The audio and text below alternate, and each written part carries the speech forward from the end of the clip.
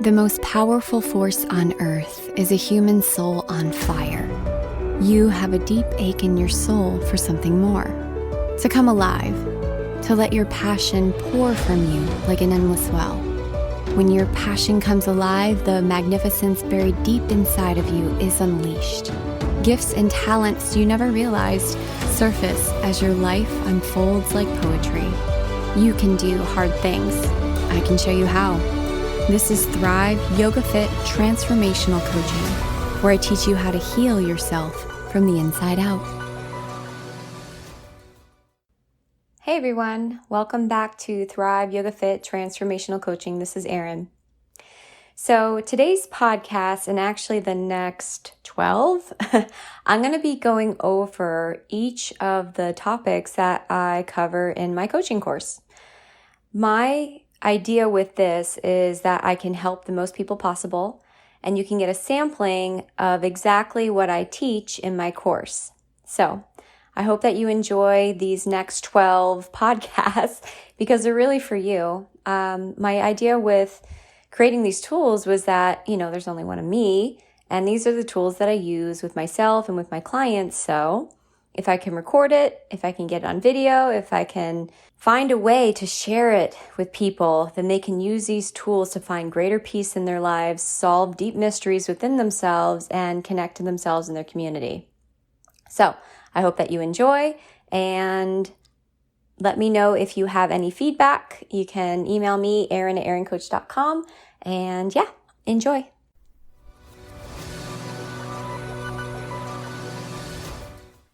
Hello everyone, welcome back to Thrive Yoga Fit Transformational Coaching. This is Erin.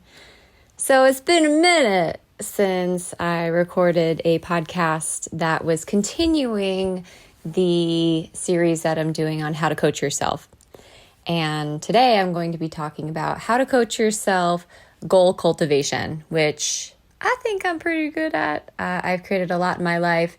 I do have lots of people that ask me, like, how did you do it? I'm like, I don't know. No, I do know. And I'm going to share that with you today. So to update you, a couple things in my life. We are starting yoga teacher training probably when this podcast drops, which is tomorrow. And I'm excited for my new batch of ducklings. I have 12. I said I was going to get 12. It is my manifestation number. And for this round, and a super great group. We have 2 guys, the rest ladies. And actually this group, it's interesting because the age bracket is kind of niched in to I think the youngest might be 20 something. And the oldest is mid 40s. So, and most of our people are within the 35 to 45 range, pretty tightly. I think that's this yoga teacher training has the least variation in age, which is there's pros and cons, right? I had a yoga teacher training 2 trainings ago that had someone that was 78 in there. And she was, by the way, an amazing 78-year-old person. She could go into full lotus and with no pain and get up and down from the ground. She's amazing and taught us a lot. So it'll be interesting to see, because we have such a tight-knit group age-wise, what the pros of that is that they're all probably going to bond super hardcore because, it's we're all humans of this planet Earth, right? But when you're in certain age brackets, you're experiencing a certain flavor of life, even though everyone's experiences is different. But, our brains are developed to a certain degree, right? We've had exactly between 35 and 45 years of experience on this planet to play around and make mistakes and discover things about ourselves. So it'll be interesting. And I, every time I'm hyped, I'm pumped. I've actually really, true to my word, as far as my personal goals, I have limited my private sessions that I've done because I want to focus on my certifications, my trainings, and my courses, because I only do my yoga teacher training, the 200-hour once a year. And it's because it takes so much out of me and I give so much. I'm so invested. And it's also 200 hours, right? So my coach courses starting next year, I'm going to be offering, here's the goal, 3 to 4 times a year, once a quarter, because I want to dedicate that 3-month chunk to my group that I would get. And I think having a mentor and a guide that is completely dedicated to you makes a huge difference, obviously, in the quality of education. For me, I will go to great lengths if I know that my teacher cares for me. If I know that without a doubt that I am loved unconditionally, I will show up for them in ways that maybe I didn't know how to do for myself, right? It also deepens the trust because we have more time together, right? I get to know people better. I love intimate, deep connections. I love friendships where we talk about our shit. Our friends can call us out on our bullshit stories and we can do that back to them compassionately, right? But that's just where I'm at in my life. It's a really good spot to be in. And I am grateful that I certainly have created this life that affords me to live it in the way that I want to. My morning routine, guys, is fucking amazing right now. I meditate, do pranayama for 35 minutes, which I upped it since the last mastermind. I do a mastermind with all my coaching groups when they graduate. And the first group got a 9-month deal, which is the longest one I've given. And we met, and so I'm doing 35 minutes of pranayama and or meditation together each day. I am walking in the park every day. I am exercising, whether it be, weights at the gym, or today actually I did a yoga practice, a very vigorous one where I was sweating. And then making my meals. I'm sitting down for one, and it's bonus if I can get two meals a day where I spend at least 10 minutes sitting down and eating. And I'll tell you what, the first couple of meals I did that, I totally distracted myself, just to call myself on my own bullshit. Those 10 minutes were me, sitting down for my meal, okay, starting the timer, and I need a napkin, get up, come back. I want to eat with chopsticks today, not a fork, for whatever fucking reason. And then sit down. I want bubble water, not regular water. And then it's after the 4th time I get up, I'm like, Erin, are you distracting yourself from actually sitting down with your food because you feel anxious? And when I checked in, honestly, the answer was yes. Yes, I am. So I decided to nip that. 10 minutes might not seem like a lot for most people, or maybe some people, but it was a lot for me. And certainly I started with, incrementally, I started with 3 times a week, and then I did 1 meal a day. And now I am at 10 meals per week that I sit down and eat consciously. And I'm actually going above and beyond because it's getting easier, right? Because now, rather than me sitting down and feeling oh gosh, rush, because I was just stuck in rush mode, I've been able to sit down and just enjoy my food and taste it, and then, spice it differently because I'm actually tasting it. Another change that I have made recently, and again, I am a loyal student of Tim Goyetch's. He's been on this podcast a couple of times, which, by the way, y'all, I always feel like a special snowflake when he comes on because he hasn't let anybody else interview him like I have, not publicly, which is pretty fucking rad. But, just realized that I had unaddressed blood sugar issues. And so I've started taking a chromium supplement, which if you have blood sugar issues, you can get an at-home glucose monitor. It costs $30 on Amazon. Do a little bit of self-discovery. And I found that, oh, wow, I am borderline pre-diabetic. Okay. Now that runs in my family. I have battled with prediabetes before. And here's the kicker. I don't even really eat shitty. I really don't. But sometimes it doesn't matter. It's just the timing of how you eat, how much you eat, even if it's good food. It's also your metabolism, how your body metabolizes. If you have allergies, even sensitivities. And then, it's your epigenetics, what you've inherited and trauma. There's so many things. So I started a chromium supplement. My blood sugar levels have gone down. My skin is tighter. Like I look in the mirror, I'm like, oh, there she is. Like I feel like less puffy. And the first like week or two, my energy was like bleh. So I'm actually glad that I had pre-recorded some podcasts because I didn't really feel up to it. But yeah, my energy levels are stabilizing. And my skin looks really nice. The readiness is going away. My body seems to be getting more muscular. So yeah, feeling pretty good. Made some big changes to my self-care, like really upped it because the level that I want to show up, I have to do more than just like, oh, like a half hour for you a day. Like, no, I spend like 2.5 to 3 hours of self-care a day. And then it's not just like, okay, that is separate from my life, right? Then I do things mindfully, like the eating, right? I try to have conscious conversations with my partner and like we're always working on our relationship. So, it's like yoga off the mat, not just in an isolated, sitting in meditation, quiet. Like that is certainly valuable and I will never give that up. It's amazing. It helps me to recognize what I am and what I am not. But then it's like applying the tools off of the mat, right? So anyways, I digress. I wanted to give you an update on my life.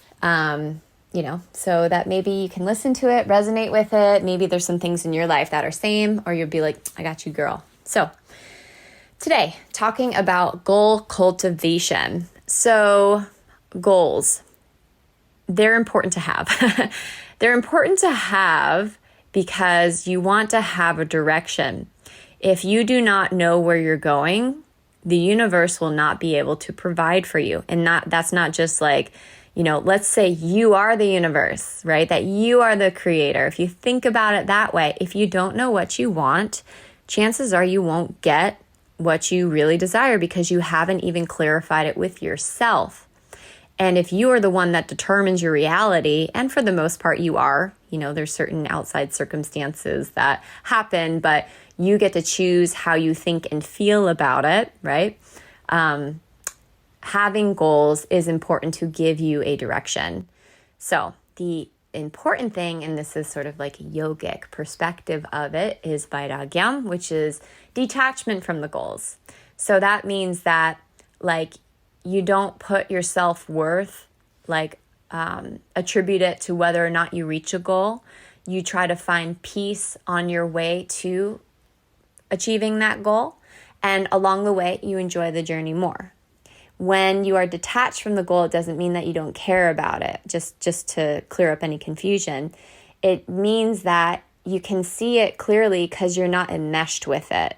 So it is a thing that you want to achieve and you try to fall in love with the process rather than have to grip onto it or think that you need that goal to feel a certain way, because that's never true. Your thoughts create your feelings create your actions create your results, and then your results create your reality. So, goals. How do you know what your goals are? Well, look at your why. So, actually, let's back up. Clearly defining your goals. So, what do you want in your life? So, what is the goal? And then you would ask yourself, then ask why. Why do I want this goal? So let's say, for example, one of my goals, it was actually on my vision board, was I want an Audi. I just wanted an Audi and that's what I wanted. And I, had to coach myself at like, oh, it's such a superficial goal. I have other goals, but that was one of them. And I put on my vision board and I'd look at it all the time and think, I want an Audi. So why did I want to achieve this outcome? There's a couple of reasons. One, my car at the time, which was an old Suzuki, I don't even think they make Suzukis anymore. The stereo was broken. My stereo is actually my phone in a cup. That's what that was. And that was like that for 2 years because I was like, well, if it's not broke, don't fix it. So I didn't have a stereo. It was just like tore up, I'd like just like wear and tear. There were stains all over it from my protein shakes, which I even got the car detailed and it was still like nasty. It looked like somebody like threw up repeatedly in my car. I know, it's great. It's painting a beautiful picture for y'all. it was also like part of it was a little bit of vanity. I had never had anything that nice. And like growing up in the ghetto and like not like, living on food stamps and not having a very like well-to-do upbringing at all. I remember for school, for our clothing, we had like a church that donated like a couple bags of school clothes to us. And I remember like trying to fit in the clothes because like I was like a little bit, I wouldn't even say I was chubby. I was just like an athletic, like little girl. And so like most little girl, the regular size for my age wouldn't fit me. And so I remember like having to like squeeze into these like little outfits because that's all that we had. And I felt like, my tummy would stick out and like they were too short on me, but at least we had clothes, right? So that was part of it. And I think that's valid, I wanted it. And then, yeah, I guess I wanted to treat myself. It felt, when you're younger, it's like, oh, I could treat myself. I get a lollipop after sitting in the dentist chair, which by the way, doesn't make sense. But I guess it's a treat afterwards. So when we get older, a lot of times our treats are bigger things, right? So there was that. And then the last thing was that my prior car caught on fire like 3 times before it finally died. So there was also a safety reason. So those are my whys, okay? How do I feel? Here's some questions to give you. How do you feel when you imagine realizing this outcome? So this is where you start that process of manifesting, but you also check in with yourself to make sure that like your expectations of what will change in your life are accurate. So how would I feel? So I pictured myself driving in the Audi, with the top down and like, the wind in my hair and all that. And I guess I felt like accomplished, like all the work that I had put in had really panned out. And that it was also like what has come up for me is like, I deserve nice things. I deserve nice things, which is not something I always believed. I didn't always believe that I deserved like nice friends. I didn't always believe that I deserved like the career that I have. I didn't deserve to, be heard, to have my needs met. So that's been a journey for me. So when I imagine realizing that outcome, it's the biggest thing for me that's a motivator is that I recognize that I deserve nice things. So here's the next question that's pretty important that you can ask yourself. What is going to be the same when you have that goal? So whether it's like a car or losing 20 pounds or having your perfect partner or whatever your goal might be, what's going to be the same about you? Okay, you're still going to have some anxieties. You're still going to be lonely sometimes, right? Because that's a human emotion. You're still maybe going to have to get up and go to work. Like it depends, right? So for me, what would be the same? Well, for me, if I got an Audi A3, what would be the same would be that, I'm still a human that deals with her emotions. I'm still going to have to drive from point A to point B, which, by the way, I don't really like driving that much. So go through your list and just remember what will be the same. So this really applies especially like a partner, right? So, oh my gosh, like I want to manifest my perfect partner. I want to be in a relationship. What's going to be the same? Because if you're like, oh, I'm just going to be happy every day and I'm not going to have to worry about this. I'm not going to have to do... No. Probably you're still going to have those things, and being realistic about your expectations so you don't set yourself up for a huge disappointment, and or especially in the case of a relationship, put all of that on your partner. So put the expectation that, gosh, I thought I would be happy. I thought I wouldn't be so lonely.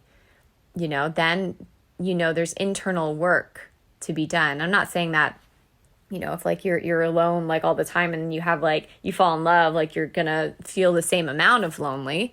Chances are you might not, because we do have a deep need to have a tribe, to have a spiritual community, to have, pets and touches. And for a lot of people, these are needs. So, you could have some of those fulfilled, but you're still going to have unmet needs if you're not fulfilling your needs yourself. That's my point. And then, what would be different, right? So ask yourself that question. And then this is one of my favorite questions. Who will you need to change into to be the person who has realized this goal or outcome, right? Who is the person, like what would have to change? So for me, I had to make car payments. So I would have to be organized, and I would have to make sure that I was good on my payments, right? I'm going to have to make sure that my finances are in order to afford something like this. That's, my example.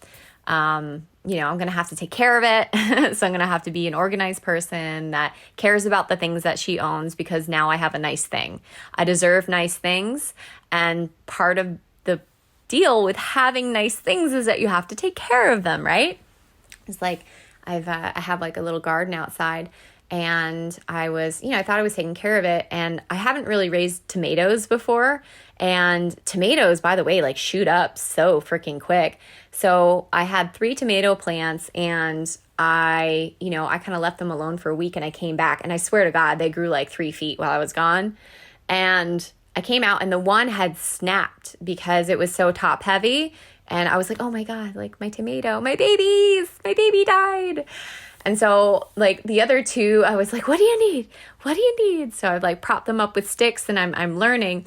But for me to have those nice things, it wasn't just like planting my garden. I have to tend to it, right? I have to adjust and support it and give it like little sticks and vines to climb on, which is a new like fun experience for me. I have to make sure that they're getting watered. I have to make sure that the sun, like that the location that the sun is reaching them.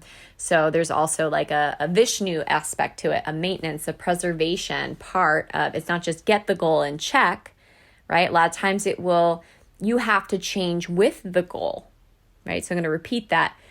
You have to change with the goal. It is a different version of you that has this, big thing. There are certain aspects you're going to have to shift. So if you are like, your goal is like to be 30 pounds lighter or more muscular, whatever. I always give that example because it's kind of an easy one, and a lot of people can resonate with that, is so to reach my goal of 30 pounds lighter, it's not just get there. Everybody knows that, most people can probably lose weight. The harder part is maintaining it. So maintaining it. Who do you have to be? Okay, I have to be a person that, when the alarm goes off and I don't want to get up and do my workout, I still go and I find a way to get it done, right? So I find a way to show up no matter how I feel. I am the person that meal preps on Sunday. What does that mean? Well, if we look at that realistically, Sunday, maybe there's like a beach party barbecue, but that is your day to do your prep. So maybe you have to like switch days where you're doing your prep or sacrifice that time. So that's what I mean, like being realistic about not just achieving the goal, but like becoming the person that maintains that. Hopefully that makes sense. So what if you're like, okay, well, those are great for big goals, but what about little goals, like little do list, like honey-do lists? How do I reach that? Because those little goals accumulate into the big goal, right? So here's a strategy that I use. I've talked about this on the podcast, but I want to talk about it again because I teach this. It is the productivity sandwich. So what I do, if I have goals for a month or a week, I list out my goals, okay? And then I plug them in to my calendar. That is the secret. One more secret is, okay, if I have big things plugged into my calendar, I plug in little goals that I know that I can get done in like 5 minutes. And what happens with that is you get momentum. And once you have that momentum going, then you plug in the thing that's a little bit harder that you have to chug away at, okay? And then after that, smaller goal that you know that you can knock out. So an example would be, okay, if I had like a list of, all right, I need to clean up the kitchen. I need to record 3 podcasts. I need to pick up the papers from Office Depot. and I need to get in my exercise. So what I might do is pepper my exercise, because I enjoy that. Like that creates, when I think of exercising, for me, I have a really good relationship with exercise, which is lucky. I know not everybody else does, but there is something that is productive for you that you probably have a good relationship with, that emits like happy, feel-good chemicals in you when you think about doing it.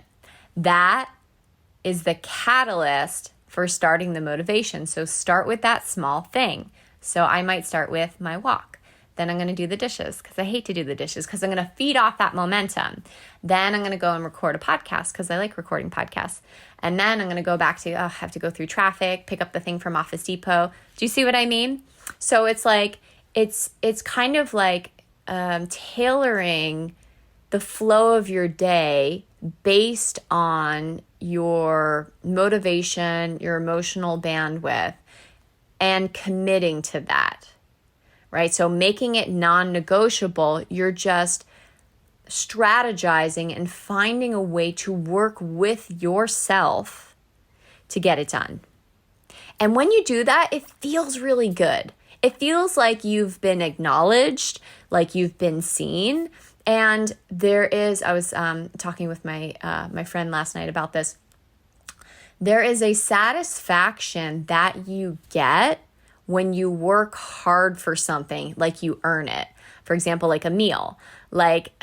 So yesterday I made a salad from said garden, and I had fennel and bok choy and arugula. And I gathered all those from my garden, and I chopped them up, and I put like some balsamic dressing on it. And it was like really fucking good. It was all greens, but it was like hit the spot. It was so fresh. And there's something like, yeah, it was from my garden, so it's probably much more nutritious. It's freshly picked. But I was like, I made that. I mean, like the earth made it, but like I was involved in the process. And it was so satisfying. And I felt so good eating that. And I had great energy yesterday. I felt awesome. And I think that because I feel like I earned that, it sits different. You know what I mean?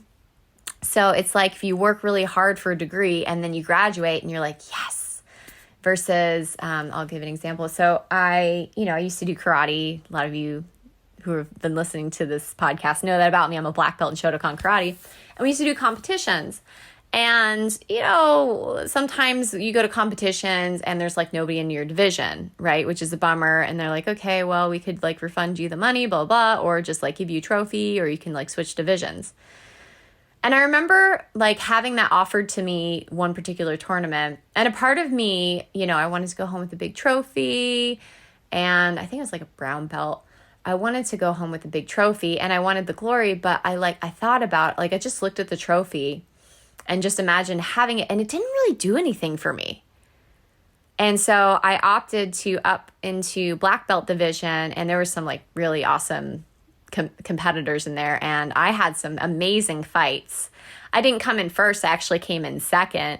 But I felt like I came in first because like nobody forced me to do that. I took it upon myself to take the harder road. And yeah, I didn't come home with like the 6-foot trophy, but like I had a little guy. And I felt that satisfaction. I scratched that itch because I actually had to put in a lot of effort. It was really fucking hard. And I put on an amazing performance. The performance was so awesome that like a lot of times in co-ed sports, everybody will go over to the guys division, but everybody was surrounding like the women's black belt division, which was pretty rad. So, I digress. So, having that feeling that you earned something makes it hit a little bit different. So, when you earn, then that goal is going to just like solidify within. You're going to, and then getting back to changing into that person that you would be that realized the goal. So, goal sandwich, becoming the person that you believe could achieve this goal. And then we start to get into avatar work, which is going to be my next podcast. But that is how you start to crush your goals. Now, there's one more thing I want to talk about, which is breaking down your goals as far as the steps. Now, I'd already mentioned plugging stuff into your calendar, but sometimes if you have, so for example, I lead life coaching certifications. And so a lot of my graduates have the goal of course, establishing themselves as a life coach and getting clients. So and I just coached one of my graduates on this, she has the goal of getting 5 clients. And so I say, okay, so that's your overall goal. We went through the whys and everything. Okay. Now, what is the breakdown of that goal? Like, what do you have to do to achieve that goal? Because right? So, okay, well, I'm going to have to make more social media posts, okay, and get clear about that. How many more are you going to make? The clearer, the better, right? The universe cannot create for you, which is you, unless you're clear. The clearer you are, the better. Okay, so I'm going to make 10 posts, every within a 3-day span. Okay, that's a lot, but maybe that's where we need to take it. I'm going to message and follow up with the 5 people that said they were interested in my event. I'm going to, start gathering an email list. So you list out all the things that you need to do, that you need to do. And if you don't know what you need to do, research it, right? Google Sensei. You're smart, you're resourceful, figure it out. And if you can't, hire another coach, right? Hire a coach. Sometimes we have blind spots and we need perspective. So write down all the things that you need to do and then put them in order. Okay, well, what's the plan of attack here? And then what are the obstacles that would prevent you from actually reaching those things, right? Like, so for example, I'm going to reach out to those 5 people and follow up. What's the obstacle? I don't want to. What if they say no? I'm going to feel so rejected. Guess what? You can coach yourself. How do you know? Because you could go back to my episode, How to Coach Yourself, and use the CLEAR formula and the emotional processing episode. Bam! So, once you have all that set, then you plug it into your calendar and you make it fucking non-negotiable. If you do that, you will crush your goals. And sometimes it helps to have an accountability partner to check in with. One of the cool things about my coaching certification is that, my students they have accountability with each other, because I'm like, guys, one of the best parts about this program is you're all trained in an amazing modality. Coach each other. So we coach each other, and then the mastermind, we already have built-in accountability because they know every single month that they're going to have to report to me. And I'll tell you what, I even have better accountability with the mastermind because I have goals and stuff that I'm trying to reach, right? So it's like such a freaking beautiful relationship that we all have with each other. I fucking love it. And that's why I love what I do. And that's why I do these courses. And that's why I record this podcast, is because, and hopefully you can feel it in my voice, I love what I do. And I'm so blessed and humbled to help so many people. And I love hearing from you. So that is all I have for you today. I hope that you enjoy this podcast. And I do have a coaching course coming up in August 20th to the 27th. It's 8 intensive days with me in Florida. We do yoga, breath work every day. We go through all the pieces of that you've heard about in the podcast and way, way, way more. And I'm always adding and changing and tweaking because I like to help leaders become even better leaders. I help people who are leaders in their community become stronger leaders that are going to show up and learn how to utilize their resources, use teamwork so that they can change their communities. They can be the catalyst of ripples that makes a transformation wherever they are. So, and I'm passionate about that. So I hope that you enjoyed. And you can reach out, Erin at erincoach.com. If you haven't already, subscribe to our newsletter at thrivewitherin.com. Follow us on social media. It's all thrivewitherin.com or Thrive with Erin. And I hope you have a fantastic day. Namaste. Thank you so much for listening. If you want to support the podcast and if it's helping you, please consider writing a review. You can go to iTunes or Google Play, go into the search bar and type in Thrive Yoga Fit Transformational Coaching, scroll down, and you can leave a review. This helps other people to find me as well as bumps us up in the search ratings. Also, this podcast is sponsor-free, so that means we don't receive anything for doing it.